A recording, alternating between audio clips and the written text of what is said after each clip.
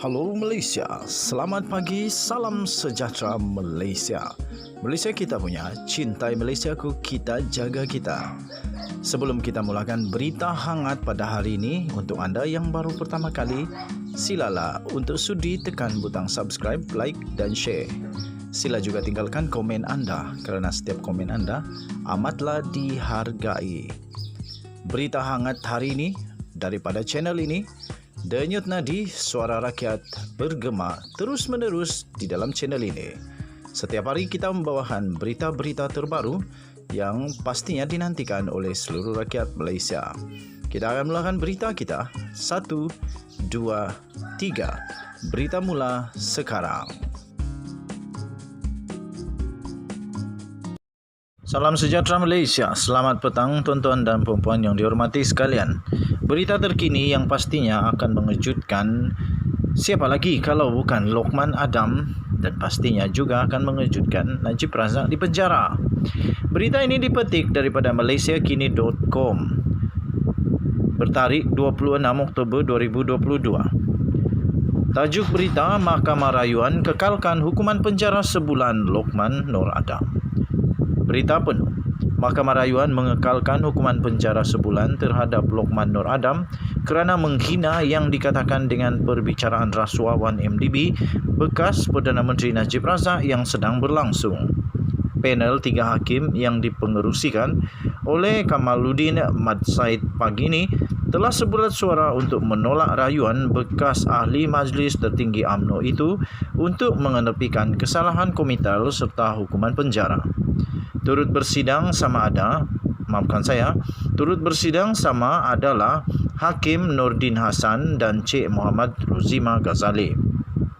Mereka menolak rayuan pihak pendakwaan untuk meningkatkan hukuman penjara yang dijatuhkan oleh Mahkamah Tinggi Kuala Lumpur pada 15 Julai tahun lalu. Akhir bulan lalu, Timbalan Pendakwa Raya Dusuki Mokhtar berkata, tembok penjara sebulan terhadap Lokman tidak memadai bagi melindungi integriti sistem kehakiman dan memberi pengajaran kepada orang awam. Mahkamah hari ini membenarkan permohonan peguam Lokman Muhammad Syafiee Abdullah untuk menangguhkan pelaksanaan hukuman penjara sementara menunggu rayuan ke Mahkamah Persekutuan. Pihak pendakwaan tidak mengemukakan bantahan terhadap penangguhan itu. Hakim perbicaraan kes 1MDB Colin Lawrence Sequoia sebelum ini mendapati Lokman menghina dan menjatuhkan hukuman penjara sebulan ke atasnya berhubung ugutannya terhadap bekas pegawai khas Najib Amhari Effendi Nazaruddin. Amhari adalah saksi pendakwaan ke-8 dalam perbicaraan rasuah 1MDB Najib Razak. Sementara itu, bernama juga turut melaporkan bekas ahli Majlis Tertinggi MT UMNO Datuk Lokman Nur Adam kekal di penjara sebulan selepas didapati bersalah menghina mahkamah kerana mengugut saksi pendakwaan dalam perbicaraan kes 1 Malaysia Development Berhad 1MDB membabitkan bekas Perdana Menteri Datuk Seri Najib Razak. Ini berikutan keputusan sebulat suara oleh panel 3 hakim Mahkamah Rayuan iaitu Datuk Seri Kamaluddin Mat Said, Datuk Cik Muhammad Ruzima Ghazali dan Datuk Nordin Hassan hari ini yang menolak rayuan Lokman untuk mengenepikan sabitan dan hukuman yang dijatuhkan oleh Mahkamah Tinggi pada 15 Julai tahun lepas. Panel 3 hakim itu turut menolak rayuan silang yang dikemukakan pendakwaan terhadap hukuman penjara sebulan yang dijatuhkan oleh Mahkamah Tinggi tersebut. Pada 15 Julai 2021, Hakim Mahkamah Tinggi Kuala Lumpur Datuk Colin Lawrence Sequoia menjatuhkan hukuman penjara sebulan terhadap Lokman Nur Adam selepas didapati bersalah menghina mahkamah kerana mengugut saksi pendakwaan dalam perbicaraan kes 1MDB.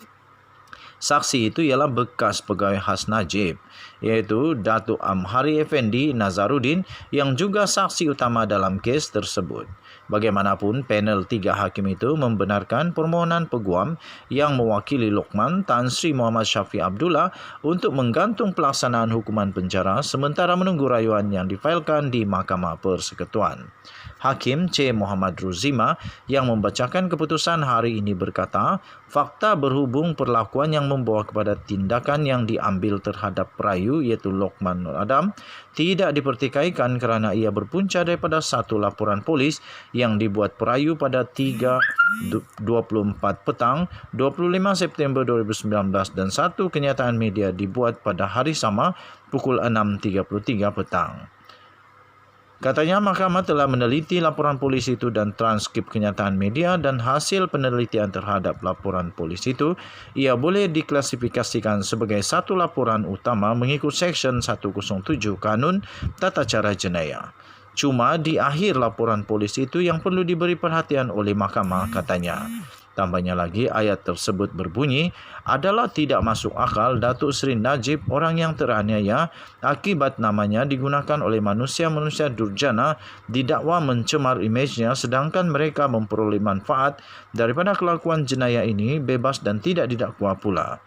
Adalah tidak perlu sekiranya perayu benar-benar berhasrat untuk menjalankan kewajipan awam bagi membantu pihak berkuasa menjalankan siasatan.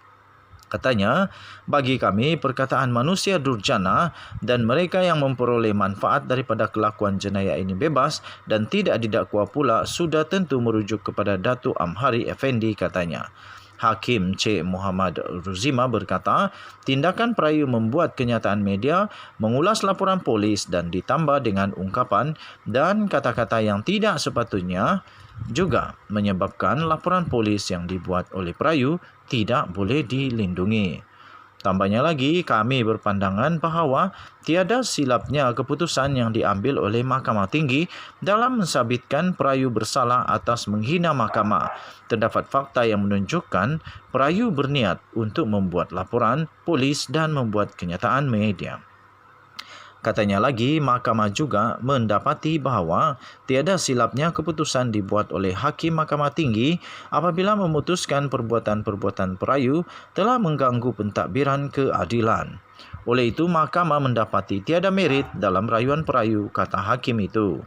Berhubung rayuan silang pendakwaan, Hakim Cik Muhammad Ruzima berkata, tiada alasan munasabah untuk mahkamah mengganggu hukuman penjara yang dijatuhkan oleh Hakim Mahkamah Tinggi. Hakim itu telah membuat pertimbangan berhubung kesalahan yang telah dilakukan, seriusnya kesalahan itu dan kepentingan awam semasa membuat keputusan. Oleh itu, hukuman penjara yang dijatuhkan terhadap perayu adalah wajar dan munasabah. Rayuan pendakwaan ditolak, kata Hakim berkenaan. Pada prosiding pada hari ini, pendakwaan dikendalikan oleh Timbalan Pendakwa Raya Datuk Muhammad Dusuki Mokhtar. Pada 22 Oktober 2019, Mahkamah Tinggi memberikan kebenaran kepada Tan Sri Tommy Thomas yang merupakan peguam negara ketika itu untuk memulakan prosiding komitel terhadap Lokman kerana menghina mahkamah sebanyak 2 kali pada 25 September 2019. Pada 14 Januari 2020, Hakim Syukura menolak permohonan Lokman untuk mengenepikan kebenaran diperoleh Thomas dan kegagalan beliau dalam rayuannya di Mahkamah Rayuan serta Mahkamah Persekutuan untuk membatalkan keputusan Mahkamah Tinggi. Thomas memulakan prosiding komitel terhadap Lokman dan memohon perintah supaya Lokman dipenjara atau didenda atas tindakan yang menghina mahkamah. Menurut Thomas, pada 25 September 2019, Lokman dalam satu temu bual mengeluarkan perkataan berbaur ancaman atau ugutan terhadap Amhari Effendi kerana memberi keterangan pada perbicaraan bekas Perdana Menteri itu di Mahkamah Tinggi. Thomas berkata pada hari yang sama Lokman membuat laporan polis terhadap Amhari Effendi yang juga saksi pendakwaan ke-8 berhubung keterangan saksi itu pada perbicaraan berkenaan. Katanya matlamat atau tujuan tindakan Lokman ialah untuk mengganggu dan menakut-nakutkan Amhari Effendi, saksi lain dan mana-mana saksi berpotensi untuk tampil memberi keterangan terhadap Najib dalam perbicaraan kes 1MDB. Sekian berita, salam sejahtera Malaysia, bye-bye.